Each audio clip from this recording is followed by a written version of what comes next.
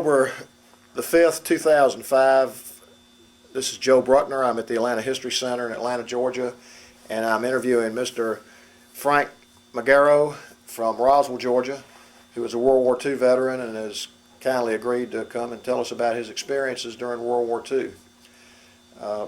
Mr. Magaro, we really appreciate you taking your time to come and speak to us today, and looking forward to hearing about your experiences. It's my pleasure and a privilege. I appreciate it. Would you give us your full name and when and where you were born? My full name is Francis S. Magaro, and I was born in Middletown, Pennsylvania in 1924. February the 17th was my birthday in Middletown. Okay. And where do you currently live? I live in Roswell, Georgia now. Just recently moved to Roswell about 3 months ago. Okay. Mr. Magaro, tell us a little bit about your upbringing, your family and schooling. My mother died when I was 10 years old, and we lived on farms in central Pennsylvania until I finished high school. I finished high school in 1941. Father and my 4 siblings, got 1 brother and 3 sisters. And right after high school, I went to work at the Bethlehem Steel Company plant up there. I considered going to college, and of course that was about the time that World War II started here in December of that year, and obviously that was the interest or the predominant thing that most of us thought about. And finally, with a friend, decided we would join the Air Force. A new program came up called the Aviation Cadet Program, in which they were interviewing or considering candidates who did not have any college, and just high school graduates, if they passed certain tests. I went down with a friend who really talked me into it. He wanted to fly, and unfortunately Glenn didn't pass the physical, and he ended up in the Army, and I ended up in the Army Air Corps. It was in November the 18th is when I enlisted, and I was called up the end of March of '43. And went into the aviation cadet program then. Of course, ended up in down in Miami Beach. They had us in some of the beachfront hotels down there, which was quite a change for a country boy from Pennsylvania here. And of course, when I went into the service, there was snow on the ground in Pennsylvania, or rather when I was called up, snow on the ground in Pennsylvania, and ended up down in Miami Beach in the hotel down there on the beach. And of course we had some basic training and so forth, and then they classified us, and they were going to send us on to school for training. And of course they were divided them into different groups and classes, and I was down there I guess about 6 weeks or so, and then they put us on alert to be shipped out. That meant we stayed at the hotel. We didn't have to go out on they had a golf course there that they were using for the parade, for the close order drill, teaching us how to march and that kind of thing. And I ended up at the beginning of let's see, I guess it was March or end of March, and they alerted us to be ready to get on a train, or rather to get on the buses to go to the train, and we had to pack our bags and got on the train one Saturday afternoon about 5 o'clock, and Monday afternoon, of course it was 90 degrees in Miami when we left, and we ended up in Toledo, Ohio with about 10 inches of snow on the ground. We obviously had no clothes for that. They hadn't given us our winter clothes yet, and but we were up there in Toledo to go through that training and schooling up there. And what were they training you to do? Well, at that point in time, most of it was basic sub-college type work, mathematics, physics, some aviation studies, and that kind of thing. And then we were, of course, we took a lot of tests, and ended up from there going down to Nashville for classification as to what part of the Air Corps we would be, whether a pilot or bombardier, navigator, or of course some gunners and that kind of thing. Stayed up there about I guess it was 2 or 3 months, and ended up going down to Nashville about April or May of that year. And went through the classification down there, was accepted for pilot training, and went to Maxwell Air Force Base for our basic training, and then from there on to flight school. I got my primary flight training in Lakeland, Florida. From Lakeland up to Macon, Georgia for what they call basic flying, and then from Macon, Georgia down to Valdosta. And of course the advanced flying in multi-engine aircraft then. And was commissioned and given my wings in February of 1944. Going back to when you entered the service, what was your family's attitude towards you going into the service?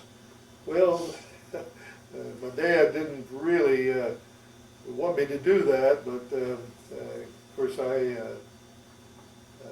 was something I wanted to do, and so he agreed. And as far as my siblings were concerned, they really didn't have much of an attitude toward it, or their feelings on it. But of course, after I was commissioned and got those wings, well, they were pretty proud of their big brother, and of course my dad and his son. So.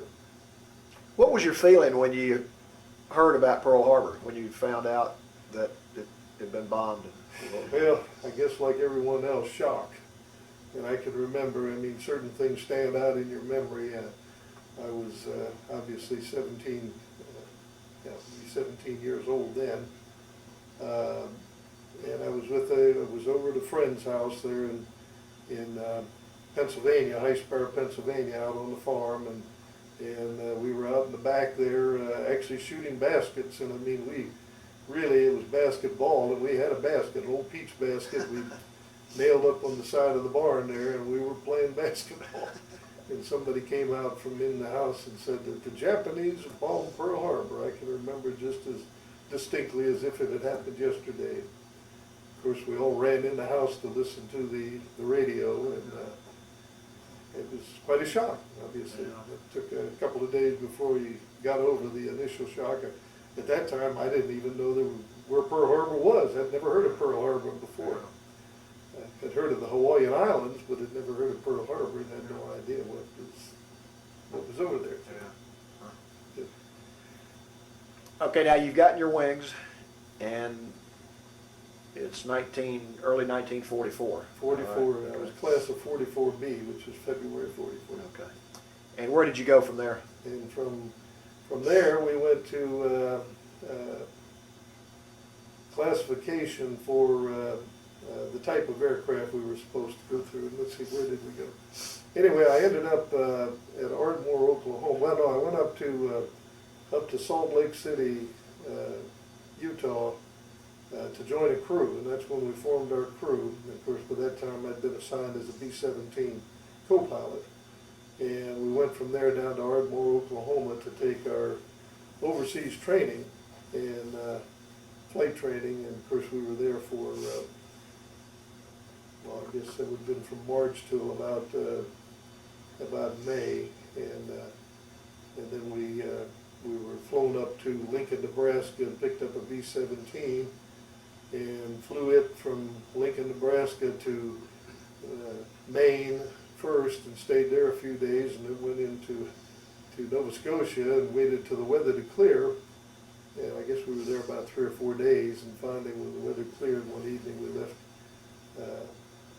Gander Bay, Newfoundland. I don't know if it's Scotia, but Newfoundland, Gander Bay, and we flew across the Atlantic Ocean to Valley, Wales, and landed in Valley, Wales the next morning. So, What was your feeling as you were headed over to Europe? well, it was, you know, kind of, am I really doing this, you know? And of course, at that point in time, your trust is in the navigator, because we obviously didn't have the navigation tools we had today. He had to rely pretty much on the stars and use the sextant to guide us. And of course, we had an excellent navigator, and we ended up right on the button, almost on the estimated time of arrival in Valley, Wales. And I remember it was a cloudy day, and we had to come down through the clouds to find the base there. But we did make it. We landed in Valley, Wales. And what was your job on I the was a plane? co-pilot. And what type of plane? The B-17, one of the new B-17s right out of the, I believe it came from Wichita, Kansas at that time, and we picked it up in Lincoln, Nebraska, where they had the base beside the plane. Tell us about your experiences in England and then thereafter. Well, of course, we were finally assigned to a base, and we went to the 96 Bomb Group, which was at Snetterton Heath in England. This is the 8th Air Force? 8th Air Force, correct. We were the 3rd Division, 3rd Bomb Division. And we had a couple of weeks of training there and orientation, and of course then D-Day came. We were on the base during D-Day, and we didn't actually fly our first mission till early in July. I think our first mission was the 6th of July, and it was a mission in support of the troops. You know, they had made the beachhead, and then the Germans had massed a lot of reserves and were literally threatening to push them back out into the sea, and we weren't able to fly. I mean, it was pretty close support, but we did manage finally. The weather cleared enough, and they were able to get in, and we flew in and bombed just ahead of the front lines, and of course bombed the German supplies and reserve units and so forth that they had there, with the idea of opening up the defense so that the troops could move on in past them and establish their beachhead. Describe that first mission, what you saw and what you experienced. Well, it was a pretty obviously scary mission, I guess is the best word to say. I remember, and I didn't realize at the time I was so green about this, but we went in at about 19,000 feet. And for a B-17, you know, a high altitude bomber, our normal bombing altitude was supposed to be around 30, 28 to 30,000. So at 18,000 feet, they could almost throw rocks at us and hit us, you know. And we were fortunate. We did get back without any real damage to the airplane, and certainly we didn't have any problems. But when I thought about it later on, of course, it was a little more startling. And I remember they did give us flak suits and helmets, and we were short one. And of course, I'm the stupid kid, didn't have sense enough, you know, and I volunteered to fly without a helmet, you know. Didn't have sense enough to know better. But it was a successful mission. Unfortunately, you remember, there was an Army general that one of the groups dropped the bombs a little bit behind the line and killed a number of American servicemen. It's one of those unfortunate accidents that happened, and General, I think his name was Dean, was killed in that raid. But they were able to, of course, do what I mean, the mission was successful in that it did open up the lines, and the troops were able to move, and of course that was establish the beachhead there and get the Germans. I mean, they moved through the German lines, of course, were able to outflank and move on across. That was the beginning of the big push through France then. Well, I know you have a list of the missions you flew. Would you just describe some of those missions, some of the more significant missions? So I know they were all significant, but just in your mind, some of the ones that were the most memorable and just what you saw and experienced? Yeah, I guess we, toward the middle of our tour here, they decided they wanted to, I presume the purpose was to demoralize the Germans, and decided a massive attack against Munich, since that was where the Nazi effort started. You know, Hitler came to power in Munich, and so that was sort of the base. And so we didn't know, but obviously the first day when we went in for briefing, and Munich was the target. Second day we went in for briefing, and then Munich again, and of course we all said, my goodness, they'll be expecting us this time. And the third day we went in again, you know, I mean, it was really a pretty bad thing. You think about going into the same target. But we had 3 days in Munich there. And on that third mission, there was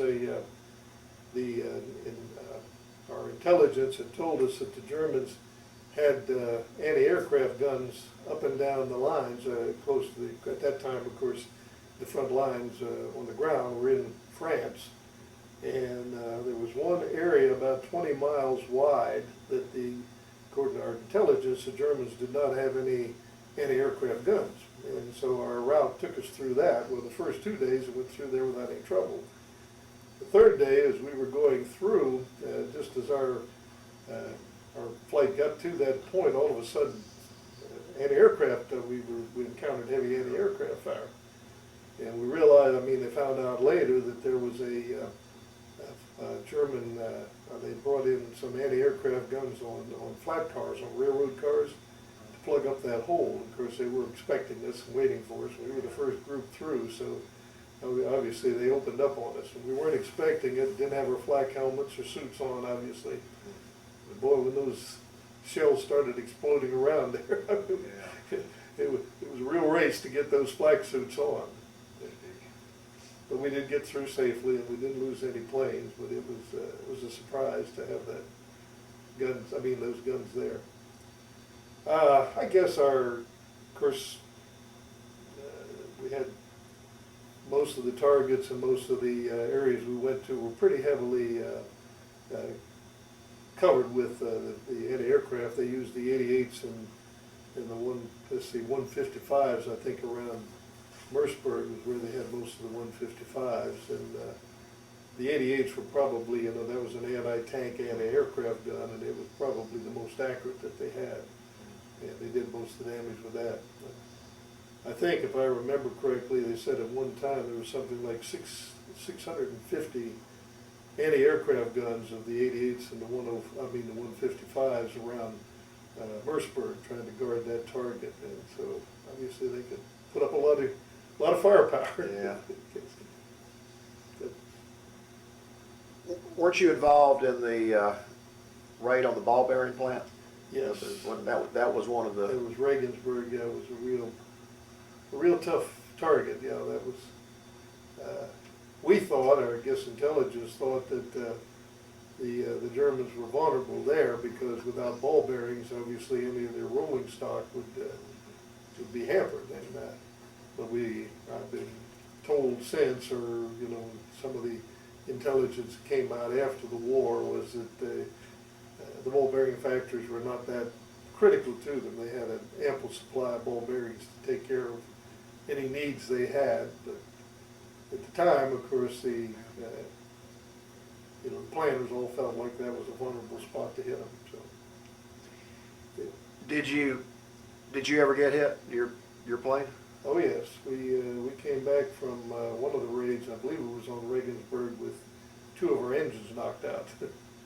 And describe that experience. Well, fortunately, we were able to stay with the formation, but in order to keep speed with the 2 engines, we had to keep losing altitude. And so we got to the coast. We were pretty low, and of course, I think we started off probably at about 30,000 feet over the target area, and we gradually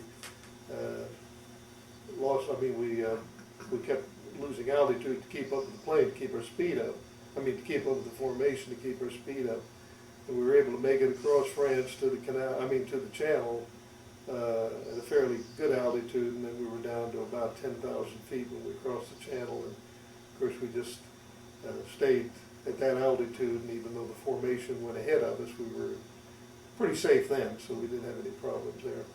But we got, shrapnel damage a number of times, but nothing real serious except for that time when they knocked out the 2 engines for us. And I know one time I was, and it was on one of those Munich raids, we went across there, I had been flying, and the pilot said he would take it, and he took the plane, and I kind of stretched back, and about that time the shell burst right outside, and a piece of shrapnel came through the side of the aircraft and right across and out the top. And if I'd been sitting in the position I was before, it would hit me right in the temple. Gee. Which I had stretched back, so Right. the good Lord was Yeah. watching me. My guardian angel was there. Yeah. That was about the closest experience we had then. How frequently did you see a plane go down in your group? We were pretty fortunate, again, by the time we were there. We, not too frequently. I can probably remember about, well, not over maybe 8 or 10 times that we lost a plane from the group.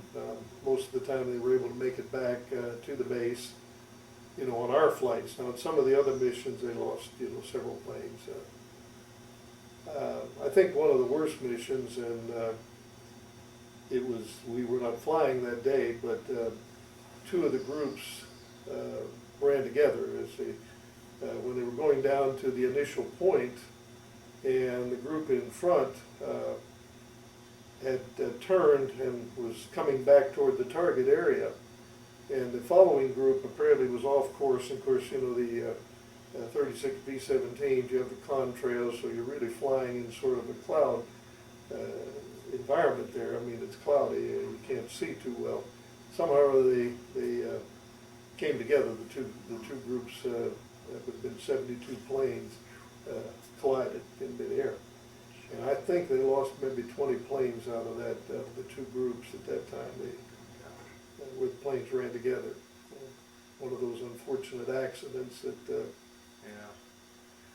that happens sometimes.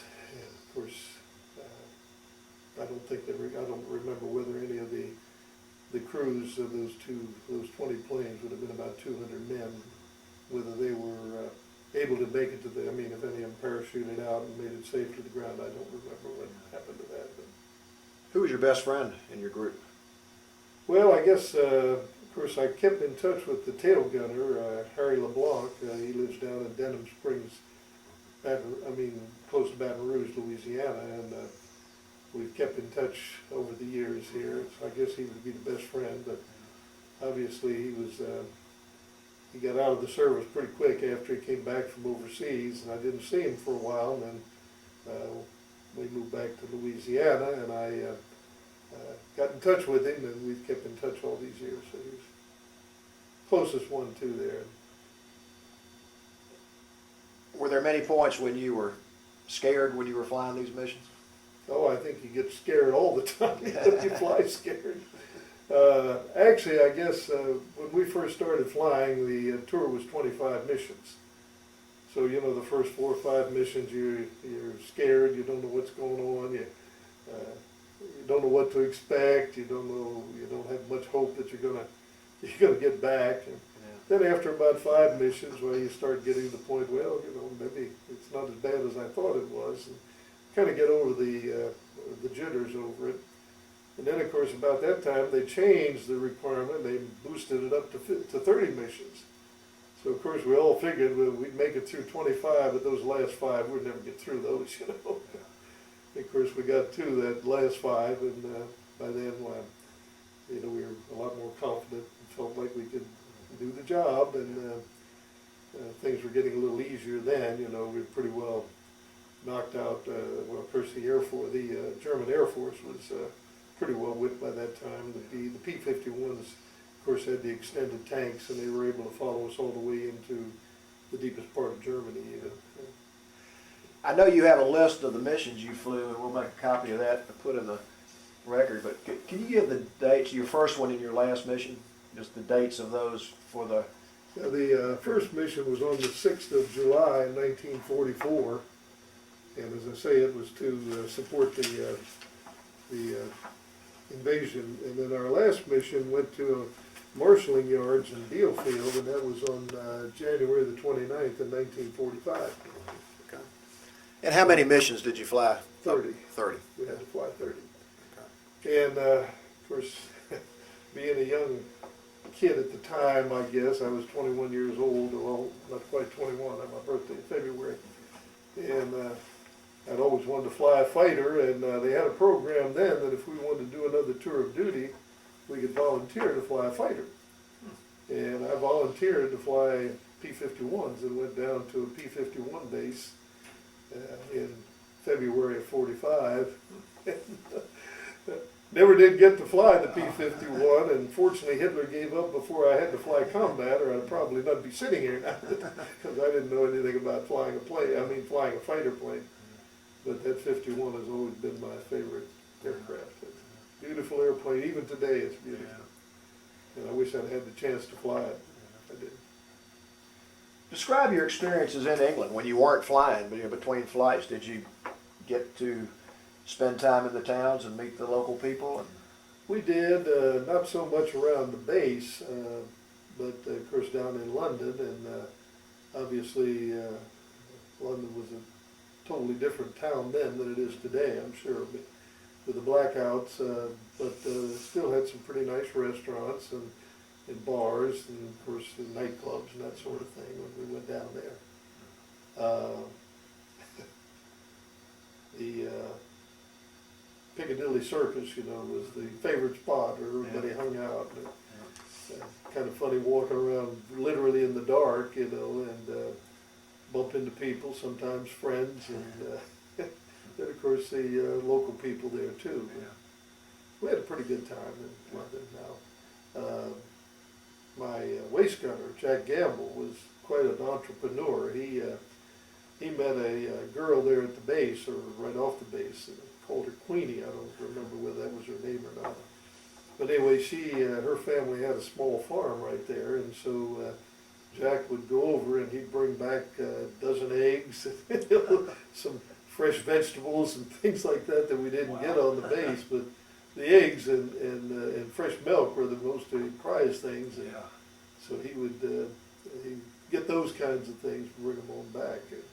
I bet he was popular among He was very popular among us, right? Shared that.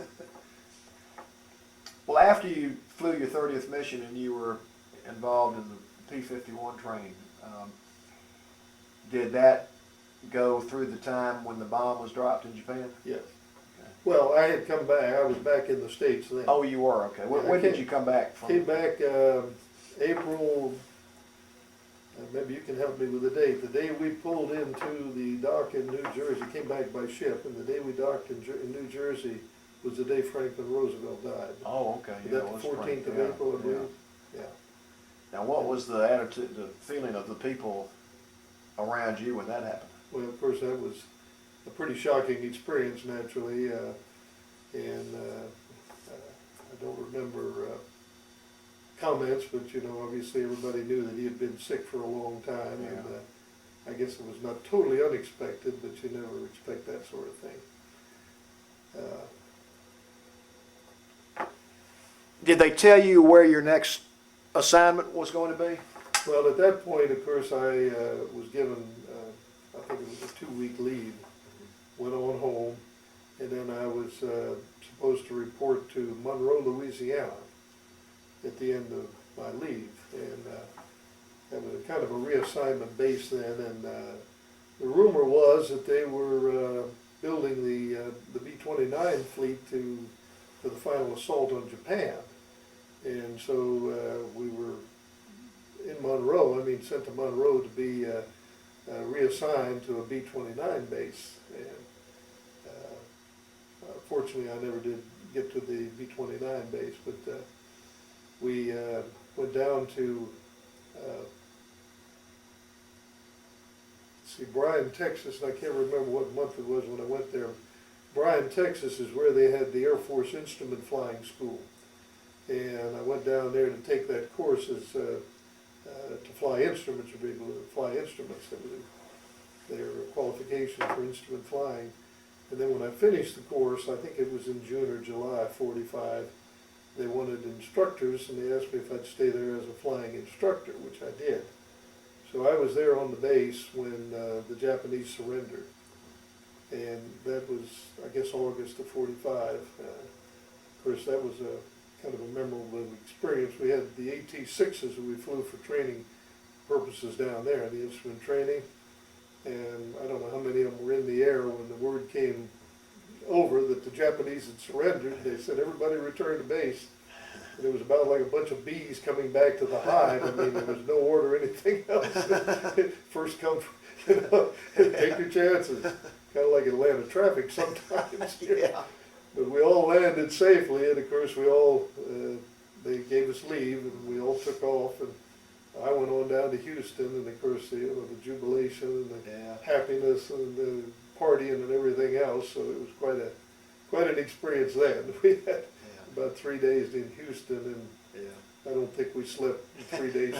Don't blame you a bit. Well, when you heard that the bomb had been dropped in Japan, before the surrender, but when you heard the bomb had been dropped, what was the feeling of you and the members of your group? I think, of course, I didn't know anything about the atomic bomb. Yeah. I had no idea that we had one or were working on one. I guess like most people, it was such a secret project that we didn't realize. And the shock of knowing that there was a weapon that powerful, I think, was the greatest thing. Of course, obviously, we were pleased and happy that that it was the catalyst, of course, that caused the Japanese to surrender. Because at that time, everybody figured that there was going to be a long, prolonged war with Japan and trying to, an occupation of the island and of course, loss of life and everything else. But the fact that the bomb did change their mind and made them decide that they had had enough, I think was the greatest experience of all of them. Now, you brought a couple of pictures of your crew and some of the members of your group. Could you show those? Surely. One or two of them, and particularly the one where you got the picture, that one right there, This one? Yeah, and then the one you got of your reunion. The same group, many of the same people here. Yeah, this of course was taken in 1944. Now, where was that? That was in England? That was at Ardmore, Oklahoma. Okay. When we were in training up there.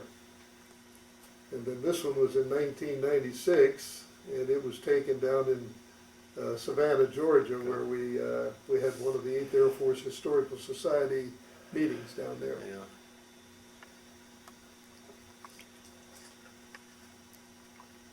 Did you realize at the time you were over in England and flying over Germany that you were part of one of the more significant historical events in world history? No, that was not, probably the furthest thing from my mind.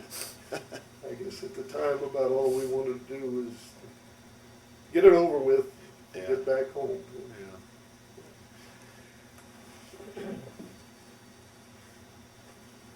Now, I noticed that you won the DFC and you had 4 oak leaf clusters in the air medal.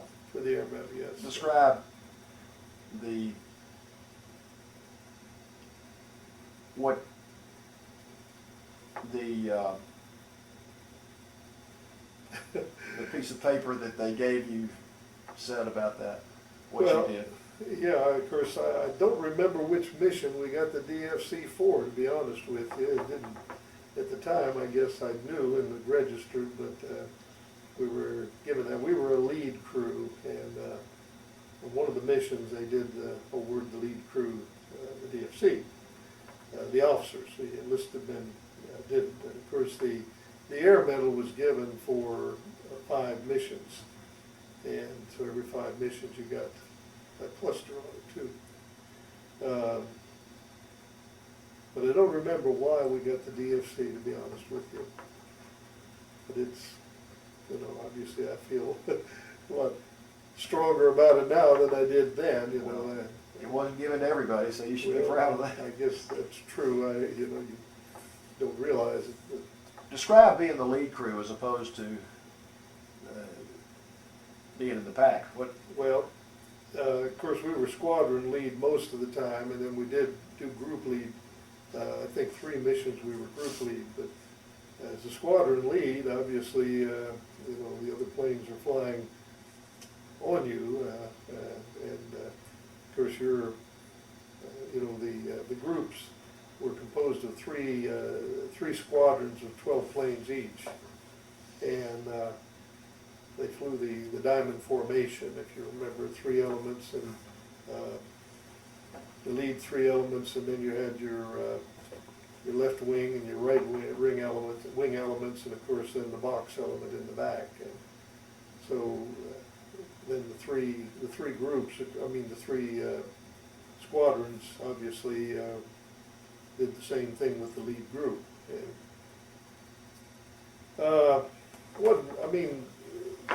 the only difference is the navigator really had the the more significant part of that, because he was the one that had to find the target, had to make sure that the route was followed all the way through.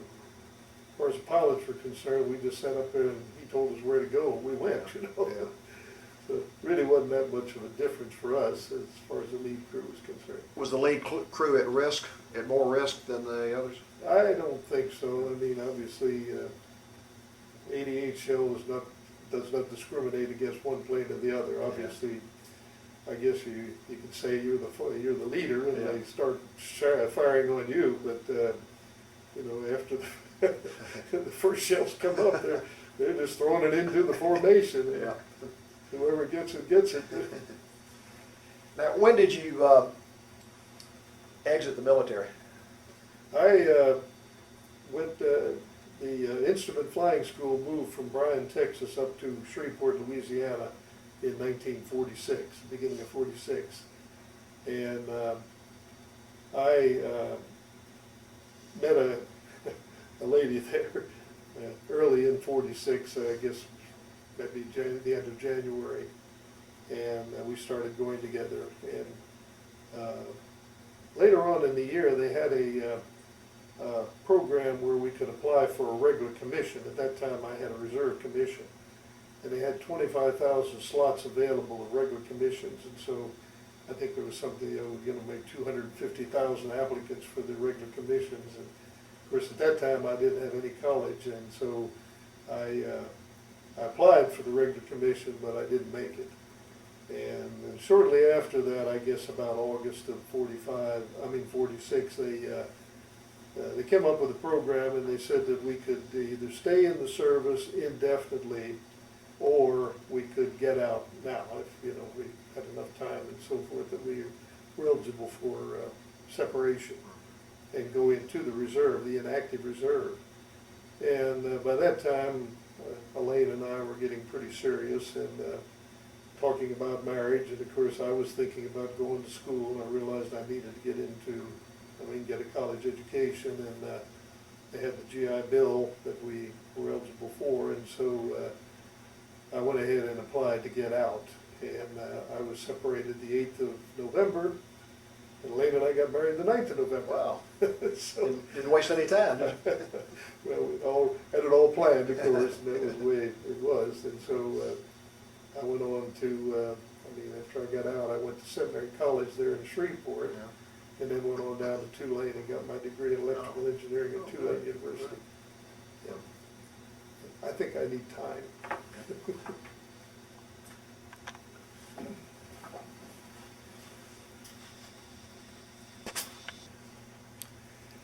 When you were in England, did you experience any of the V-1 bombs or any of the missiles that Germany was sending over to London? Yes, we did. Of course, the V-1, or we called them the buzz bomb, was the most prolific. I mean, it seemed like they flew those over, several every day, and our base was in the path from where the bombs were launched, or the missiles were launched in London. And of course, the sound of the engine on that was, they flew at fairly low altitude, and you could hear the engine from a distance, and it sounded kind of like a lawnmower with its put, put, put, put. And of course, when we heard one coming, we all obviously kept listening. I mean, we listened to it, and as long as the engine was running, you were okay, because you knew it was going on past you. And felt sorry for the people downstream, but obviously at least you were safe at that time. But if one ever stopped, and we had a couple of them where the engine stopped, and they, of course, then they would drop, obviously, and wherever they happened to be. And fortunately, none of them landed on our base, and we had no casualties or anything like that. But they were a nuisance more than anything else. And of course, they would launch them at night or during the day, whatever. But the V-2, of course, the V-2 rocket was a different bird all the way. I mean, they just launched those, and of course, they had a rocket engine in them, and I don't know how the guidance system worked. They certainly weren't very accurate. I mean, they just launched them toward London. And, our bombardier and I were on one of the double-decker buses one night in London, and then one hit the street just about 2 blocks ahead of us. And of course, they were pretty powerful. I don't know how much explosive they had in them, but they were powerful. And the explosion rocked the bus. We thought we were going to turn the bus over as a result of it, but fortunately it didn't. So we had a couple experiences like that, but again, nothing serious where it caused any casualties. But there were more nuisances, I guess, than anything else, and obviously kept people awake at night, especially the V2s. And Yeah. you can see the damage. I mean, they knocked down a lot of buildings, hotels, and of course, some of them landed in residential areas and caused casualties. It was just part of the war. Yeah.